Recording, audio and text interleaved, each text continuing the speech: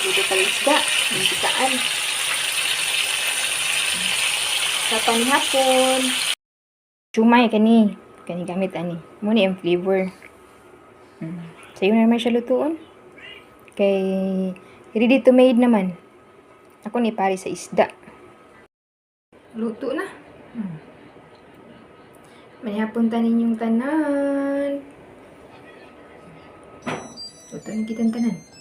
Ang sauce. Lami ba siya nga sauce? Dili ba siya ordinary nga patis? Lami yun. As in lami. Ang siya sa shumay. Ug isda. Kani paris ani. Kaya kan kay mig rice. Ako lang gi-fry ang uban.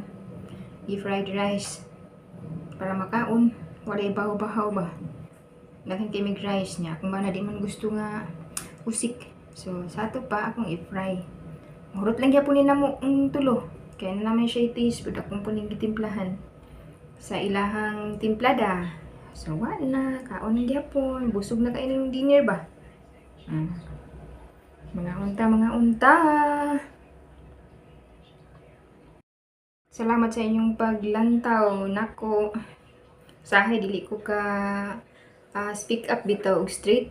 Kay sigaran, kung mag-video ko sa gawas, kung mulakaw mi, akong anak, video nila, direct na lang ako og kanang upload. Wala na. Okay na to. So, karon nakatabi jud ko nga, mga unta ninyong tanan. Ako'y ginuna sa mua dapit sa bugo. Ako lang gilingaw ang ako ang kaugalingon. Ikaon ko lang ni kay wala mong kontak sila pa. Musta na ka sila sa bugo. Bait kayo nga nata sa layo sa layo sa pamilya ba sa atong ginikanan. Magpaabot kitag kanu sa makakontak sa amua sa nitabo nga linog kagabi.